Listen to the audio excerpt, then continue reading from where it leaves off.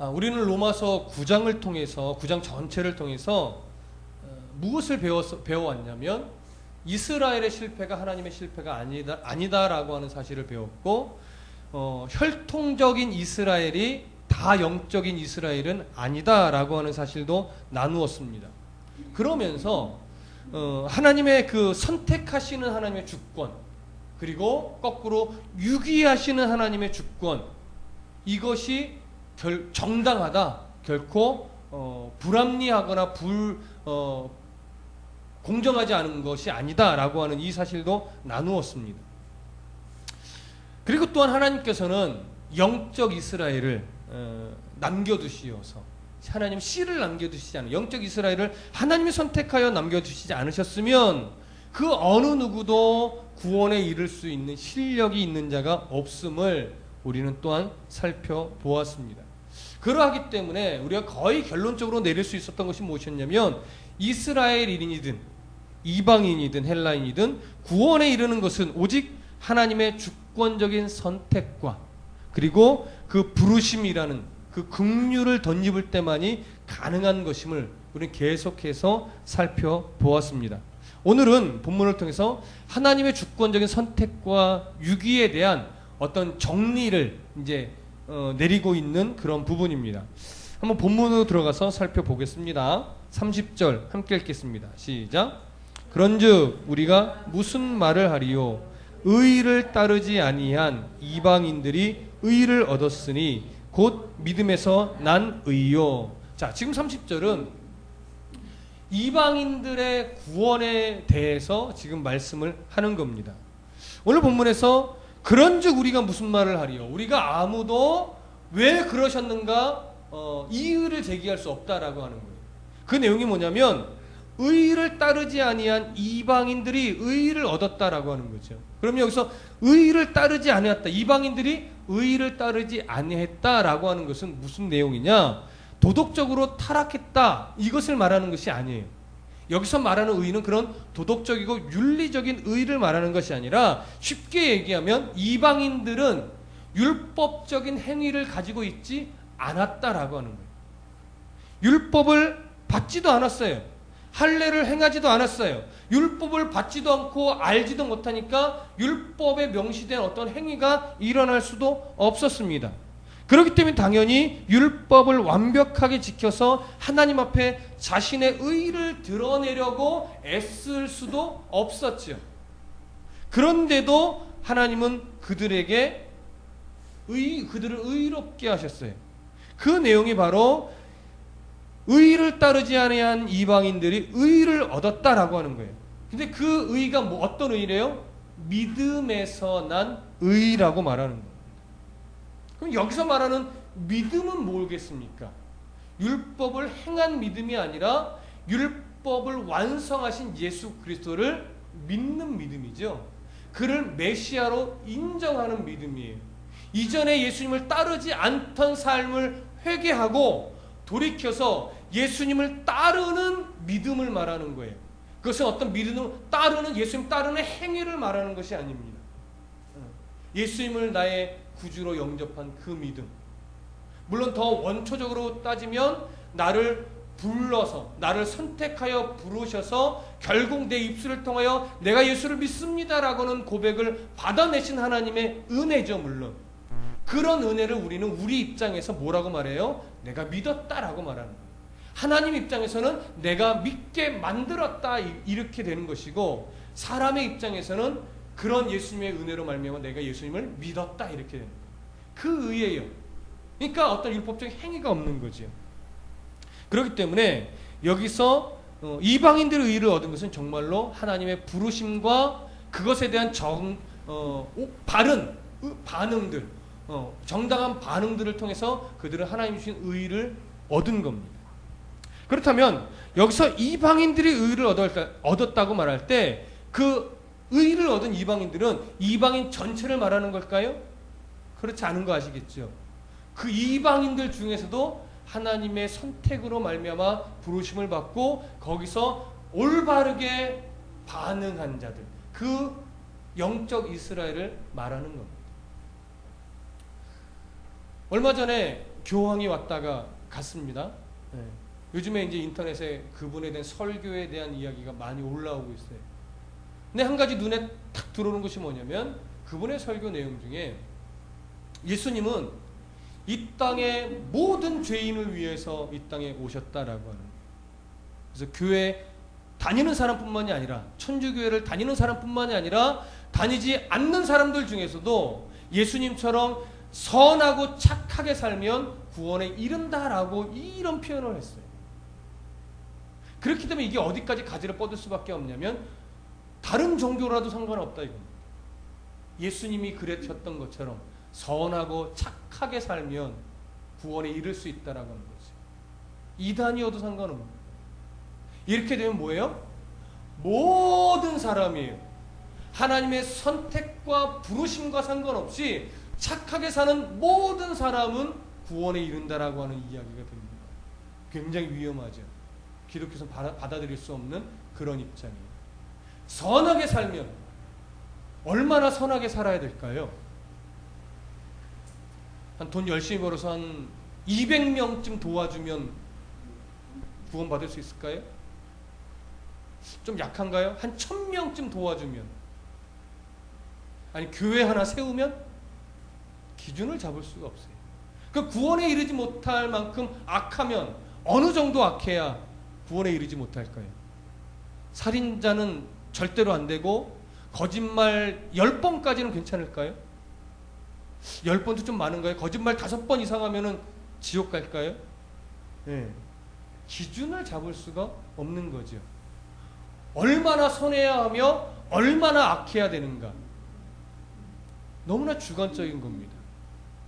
성경은 결코 그렇게 말하고 있지 않아요. 하나님 주권적인 선택과 부르심에 바르게 반응하여 예수 그리스도를 믿음으로 말미암아 하나님이 주시는 의를 선물로 받는다는 것. 이것이 우리가 믿는 믿음입니다. 반면에 31절 함께 보시죠. 시작.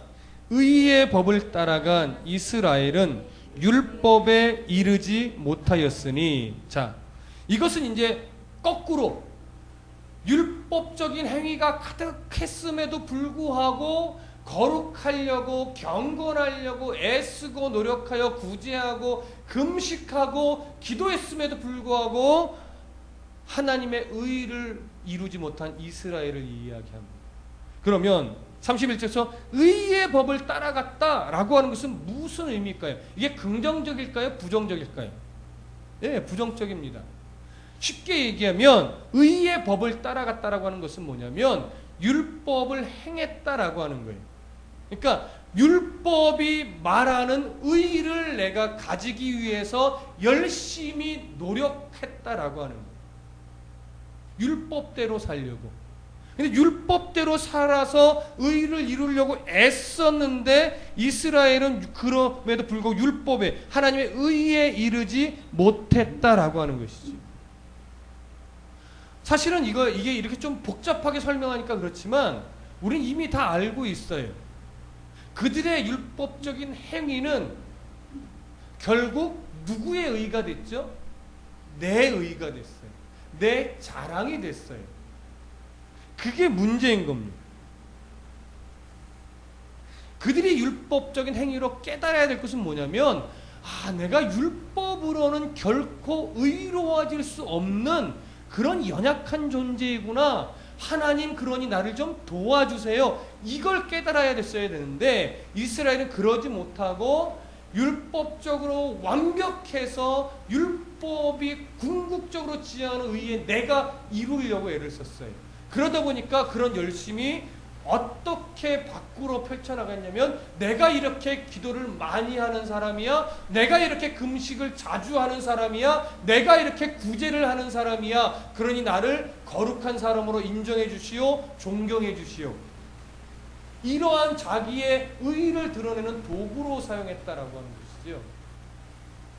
그것이 바로 의의 법을 따라간 이스라엘이라고 하는 표현에 다 담겨 있는 겁니다. 자기 자랑이 됐어요.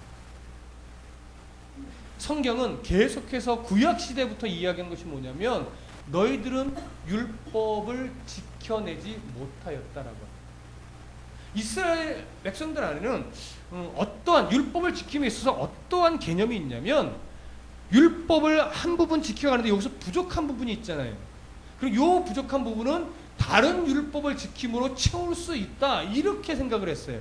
그러니까 여기서 부족한 건 여기서 채우고 여기서 부족한 건 여기서 채워가면서 자신의 어떤 의로움을 계속 채워갈 수 있다라고 생각하는 거예요. 그러나 보십시오 여러분, 출애굽기 한번 가보십시오. 출애굽기 34장 9절, 구약성경 출애굽기 34장 9절, 우리가 너무 잘 아는 내용이에요.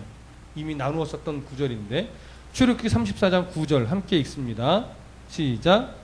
이르되 주여 내가 주께 은총을 입었거든 원하건대 주는 우리와 동행하옵소서. 이는 목이 뻣뻣한 백성이니이다. 우리의 악과 죄를 사하시고 우리를 주의 기업으로 삼으소서. 여러분, 모세가 시내산에 올라가서 하나님께 드린 기도인데 어느 때 어느 사건 이후에 이 기도를 드렸죠?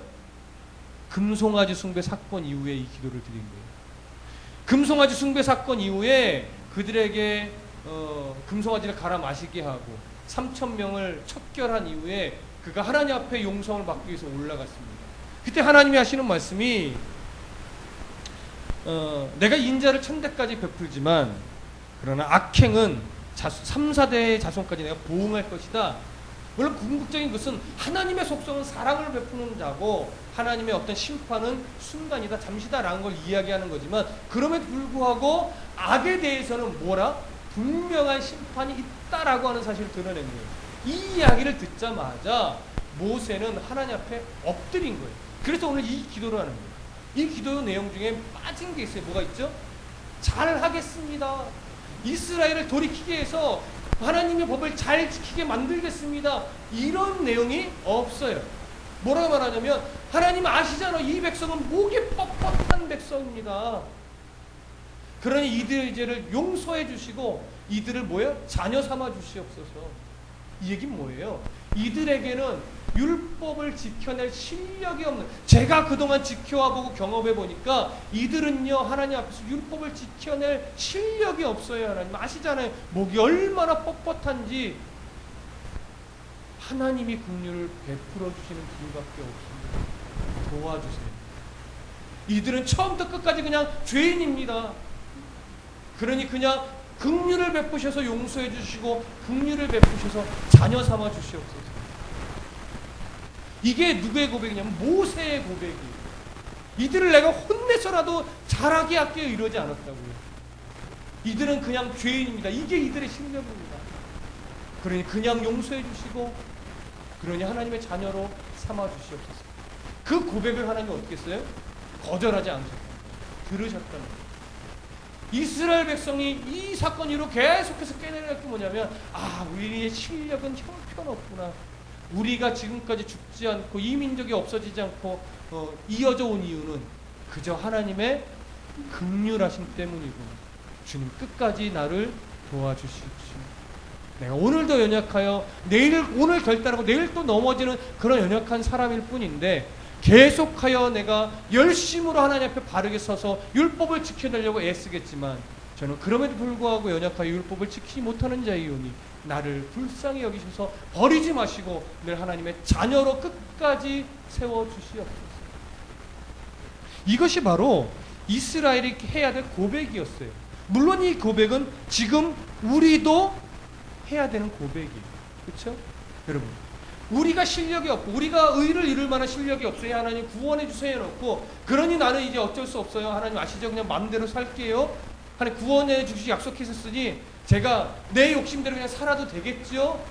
그리고 자기 마음대로 늘 살면서 하나님 죄송해요 하고 또 막 살고 하나님 아시잖아요. 저 죄송해요. 용서해 주세요. 또 막 살고 이거는 아니라는 거죠. 왜냐하면 이거는요 부름받은 자의 삶에 나타나는 정상적인 반응이 아닌 거예요.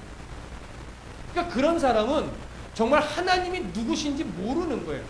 이름만 알아요. 그냥 어떤 분인지 정도만 알고 그걸 뭐 하는 자예요? 이용하는 자죠. 그러니까 여러분 이스라엘이 율법을 지킴으로 의를 이룰 수는 없습니다. 맞지요? 그러니 율법을 지키지 않아도 됩니까? 아니에요.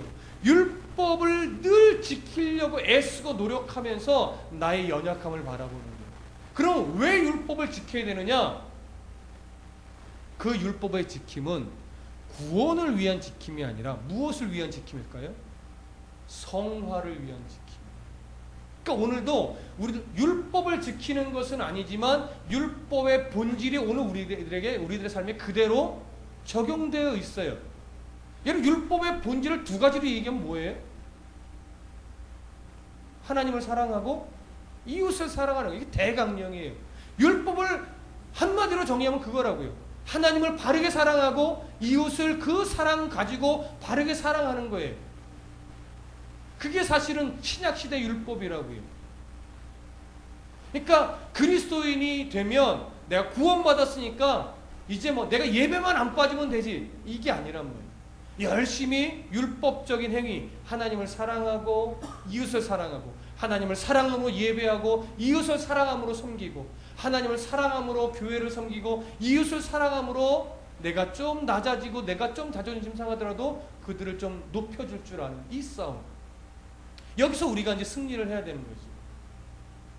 이게 바로 구원받은 자의 삶에 나타나는 마땅한 반응인 거예요.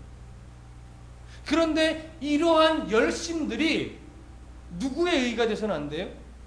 내 의의가 돼서는 안 돼요. 내 자랑거리가 돼서는 안 돼요. 내가 얼마나 기도를 많이 하는 사람인데요. 내가 사실 금식 기도를 몇 번 했는지 아세요? 내가 성경을 몇 독을 했는지 몰라요. 그것을 이야기 좀 해야 할 자리가 물론 있죠. 그 말을 꺼내면 무조건 교만이고 자랑이다라고 하는 얘기는 아니에요. 그러나 은근히 뭐예요? 자신의 어떤 신앙적인 실력을 드러내고자 이 꺼내놓을 때가 있다라고 하는 거죠. 목사들도 마찬가지예요. 그럴 때 이미 내 속에는 뭐가 자리 잡느냐? 당시 이스라엘 백성들처럼 의를 위해 뭐예요? 애쓰는, 자기 의를 이루는 종교적 열심으로 가득 찬 그러한 삶이 결국은 되는 것입니다. 그걸 우리는 늘 조심해야 돼요. 자, 로마서 9장 32절로 좀 넘어가 볼게요. 우리도 그런 모든 종교적 열심들이 내 의가 되지 않도록 늘 조심해야 하는 것은 당연한 것이고, 이제 하나님이 어떻게 또 이어서 말씀을 하시느냐? 32절 33절 읽어보겠습니다. 시작. 어찌 그러하냐? 그들이 믿음을 의지하지 않고 행위를 의지함이라.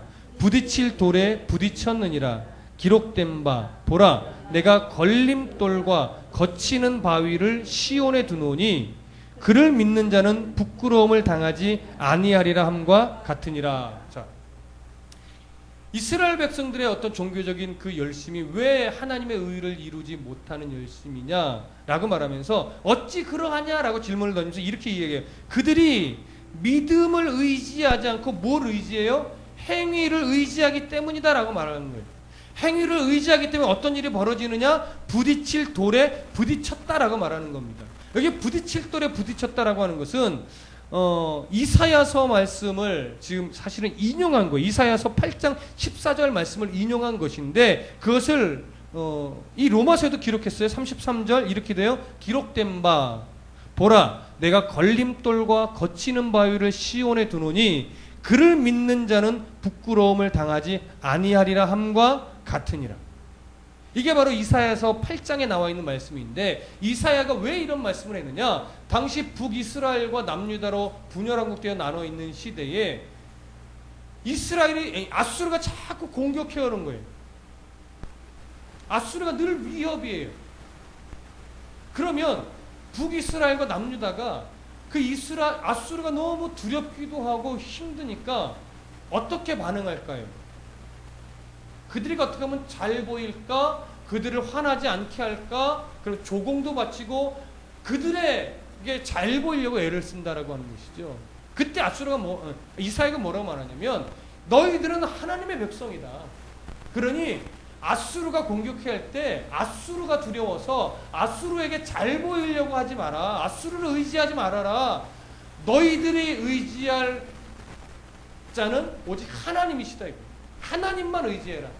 너희들이 하나님을 의지하면 하나님이 걸림돌이 되고 거치는 바위가 되셔서 아수르를 넘어지게 할 것이다. 그런데 너희들이 하나님을 의지하지 않고 무기를 힘삼고 재물을 힘삼아서 아수르를 의지해버리면 걸림돌이 되고 거치는 바위가 되신 예수님이 너희를 오히려 넘어뜨릴 것이다. 자, 역사 속에서는 실제로 누가 넘어졌습니까? 이스라엘이 넘어졌어요. 남유다가 넘어졌다고요. 그들이 하나님을 의지하여서 자기의 행위를, 자기의 어떤 군사력을 또 이방의 세력들을 의지하지 않고 그들을 두려워하지 않고 하나님을 의지해서 담대히 일어섰으면 그 이방 세력들이 넘어졌을 거예요.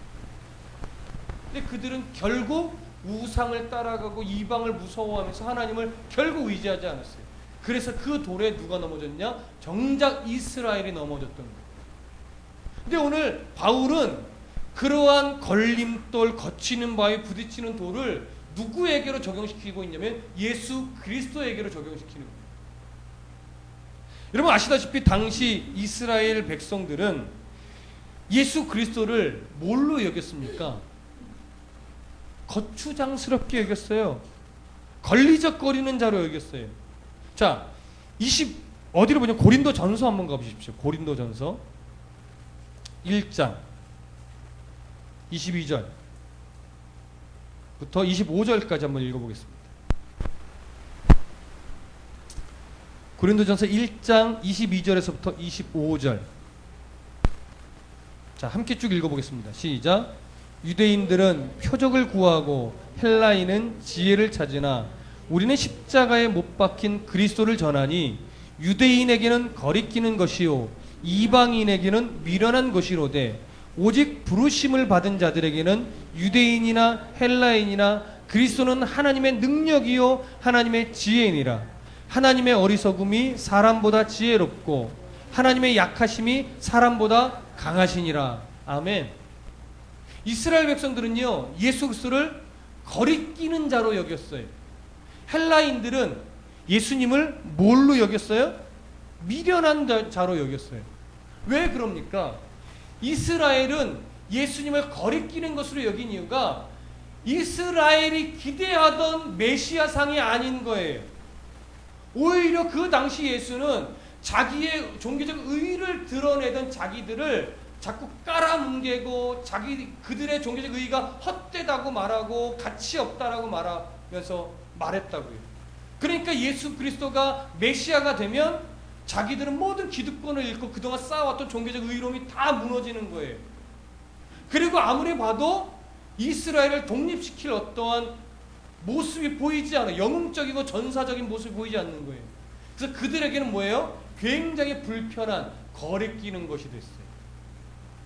왜? 사람의 열심을 인정하지 않으니까. 그들의 종교적인 열심을 인정하지 않으니까. 그래서 거리낌이 된 거라고요. 헬라인은 왜 예수님을 미련한 자로, 지혜롭지 못한 자로 봤을까요? 그들은 자신들의 철학사상, 자기들의 어떤 인본주의적인 지혜로움, 이것만 앞세웠다고. 그러니까 사람의 어떤 행위나 노력을 요구하지 않는 십자가의 복음이 참 무능력하게 보이는 거예요. 십자가에서 예수님이 우리를 위해 제물되어 죽고 부활하셨다. 그분을 믿으면 된다. 그러니까 에이 뭐 그래 뭐 그렇게 시시해 이런 거예요. 깊은 뭐 사변을 통해서 뭔가 얻어내는 것도 아니고 어떤 육신의 고행을 통해서 신의 어떤 음성을 드러내는 것도 아니고 그냥 십자가에서 죽으신 예수 그리스도를 믿으면 된대. 야 뭐가 그렇게 간단하냐 야. 아유 바보 같게. 야 그게 말이 되냐? 이렇게 되는 거죠. 근데 그들이 모르는 건 뭡니까? 하나님의 어리석음이 사람보다 지혜롭다라는 사실을 몰라요. 하나님의 약하심이 사람보다 강하다는 사실을 몰라요. 우주 만물을 지으신 지혜자가, 우주 만물을 창조하신 전능자가 우리를 위해 인간의 몸을 입고 죽어주셨는데 거기에 무슨 지혜가 더 필요하며 거기에 무슨 노력이 더 필요하냐고요. 사람이 노력해봤자 하나님의 그 노력을 따라갈 수 있냐고. 근데 사람은요, 조금만 똑똑하다 하면 하나님보다 똑똑한 줄 알고, 조금만 재능이 있으면 하나님보다 재능이 있는 자처럼 그렇게 여기는 거예요. 그러니까 하나님을 향하여 하나님 도대체 뭡니까? 하나님 전능하신 건 맞아요? 하나님 지혜로우신 분 맞아요? 그러면서 자기가 판단하고 자기가 생각하는 그대로 하나님이 행해야만 하나님이시다라고, 내가 이렇게 판단했으니 그대로 하셔야 하나님은 지혜로우신 분이에요 라고 하면서 자기 지혜 안에 하나님을 끼워 맞추려고 하는, 이것이 사람의 본성이라는 거예요. 그렇게 사람의 생각대로 하나님이 안 움직여 주시니까 십자가의 복음이 무엇처럼 여겨져요? 무능력한 것처럼 여겨져요. 그래서 여러분, 왜 부자가 천국에 가는 것이 낙타가 바늘귀로 들어가는 것보다 어렵겠습니까? 가진 것이 너무 많으니까요. 십자가에 죽으신 예수 그리스도의 그 모습이 참 보잘것없이 보입니다. 그래서 믿지를 못하는 거예요, 여러분. 학박사들 예수 믿기 참 어려운 거예요. 왜? 자기가 세상에서 제일 똑똑하다고 여기니까요, 하나님의 지혜에 자꾸 도전하는 무리가 더 많이 생깁니다. 겸손하지 못해요. 그래서 하나님을 믿을 수가 없는 거예요. 믿음이라는 것은 결국 내 지혜, 내 재능, 내 능력, 이 모든 것들이 십자가 앞에서 얼마나 보잘것없는 것인가를 깨닫고 내려놓고 오직 십자가만 의지하는 자, 그게 정말 지혜로운 자예요. 그런데 믿음을 선물로 받아서 하나님의 간섭함이 일어남으로 말미암아 내가 진짜 하나님을 보게 되고 시인하게 되고 인정하게 되는 자들은요, 십자가 앞에 내 모든 자랑거리를 다 내려놓게 되는 거예요. 그게 정당한 반응이에요. 사도 바울의 고백처럼 그동안 내가 자랑거리로 삼던 모든 것을 무엇처럼 여긴다? 배설물처럼. 예수님을 만나지 못했을 때는 그 모든 자랑거리들을 이용해서 내가 세상에서 출세하고 성공하는 일에 그것들을 써왔었는데, 이제 예수 그리스도를 만나고 나서 보니까 그게 얼마나 무가치했었는지, 얼마나 쓸데없는 짓이었는지 깨달았다라고 하는 거예요. 그래서 이제는 그 모든 것들을 내가 나의 입신의 양명을 위해서 쓰지 않겠다라고 하는 고백이 배설물처럼 여긴다라고 해요. 이제는 그 모든 것이 하나님을 드러내고 구원의 역사에 도움이 되는 쪽에 도구로만 쓰겠다 이거예요. 이 고백을 할 수 있는 자가 하나님의 주권적인 부르심을 입은 영적 이스라엘입니다. 근데 이것을 깨닫지 못하고 계속해서 하나님을 믿는다면서도 자기의 지식과 명예와 물질과 이런 것을 자꾸 드러낸다면 그 사람은 둘 중에 하나예요. 아직 하나님의 부르심에 합당한 반응을 내지 못한 아직 좀 교만한 자든가, 아니면 부르심을 받은 자처럼 보이긴 하나 받지 못한 자일 수도 있다라고 하는 거죠. 다만 우리는 그것을 판단할 수 없기 때문에 늘 겸손히 그러한 자들까지도 품을 수 있는, 2단이 아닌 이상 품을 수 있는 용기가 우리에게 필요한 것이죠. 그것도 우리의 훈련이니까. 그러니까 오늘 이 말씀을 통해서 우리에게 정말 놓치지 말아야 될 것은 뭐냐? 나는 믿음으로 의에 이른 자다라고 하는 이 사실 하나를 놓치지 않았습니다. 너 어떻게 구원받았어? 내가 열심히 기도했더니 하나님 믿어지더라고. 역시 사람은 기도를 많이 해야 돼. 기도하면 힘이 생기고 능력이 생기고, 기도가 답이야. 맞는 말이긴 한데 자칫 그것이 내가 얼마나 기도를 많이 해서 능력을 받은 사람인 줄 알아? 이렇게 나가는 건 아니다라고. 하나님의 의를 덧입는 성도, 물질을 힘으로 삼지 않고, 명예를 나의 힘으로 삼지 않고, 지식도 힘으로 삼지 않고, 조금 잘난 것 가지고 내 힘으로 삼지 않고, 오직 나는 하나님의 말씀 앞에 참 보잘것없고 연약한 자임을 인정하면서 겸손히 하나님을 사랑하며 섬기듯 성도를 섬길 줄 알고 이웃을 섬길 줄 아는 그런 성도가 되셨으면 좋겠습니다. 어느 교회처럼 교회에 와서도 별 4개 달고 이렇게 전역한 사람들 모양 교회 올 때도 검은 선글라스에 이 조그만 지팡이 들고 교회 오는 이런 우를 범하지 않으셨으면 좋겠습니다.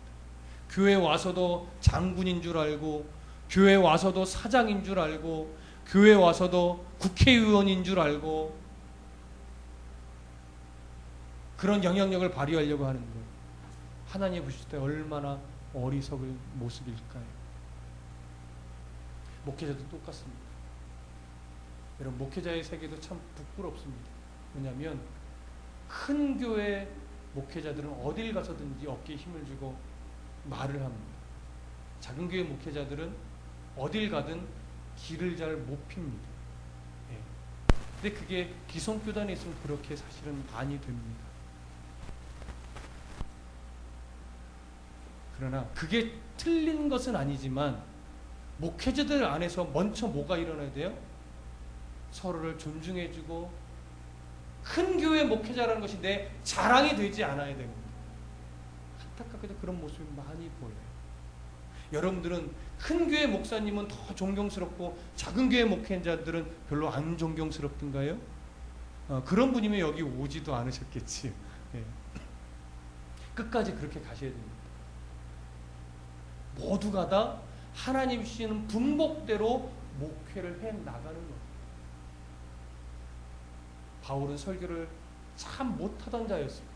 신학적인 깊이와 글은 최고였지만 설교하는 이 프리칭 능력은 참 떨어졌었습니다. 아볼로가 훨씬 잘했습니다. 그래서 아볼로파가 생겼고 그래서 바울파가 생겼지만 바울은 분명히 말했습니다. 아볼로도 아니고 바울도 아니고 예수파라는 것도 없다. 우리는 오직 말씀만을 따라가는 자이고 우리는 주신 대로 그저 하나님 앞에서 나아가는 것뿐이다. 내게 주신 대로 내게 준 것을 안 쓰는, 잘못 쓰고 안 쓰는 게 틀린 것이지 내게 좀 부족해도 부족한 대로 하나님께 쓰임 받으면 그게 최고라는 거예요. 그걸 보실 수 있어요. 좀 잘하는 사람은 잘하는 사람, 좀 부족한 사람은 부족한 대로 그렇게 하나님이 주신 모양, 모습 그대로 쓰임 받는 게 가장 귀한 것이고 가장 복된 것입니다. 십자가 앞에서의 내 모습이 어떠한 존재인지를 분명하게 인식하고 인정하고 늘 하나님 앞에 겸손한 난 믿음에서 난 의를 얻은 사람이구나 이 사실을 확신하고 하나님 앞에 늘 겸손하게 달려나가는, 그래서 믿음의 의를 계속해서 이루어가는 성도가 되시기를 소원합니다. 기도하겠습니다.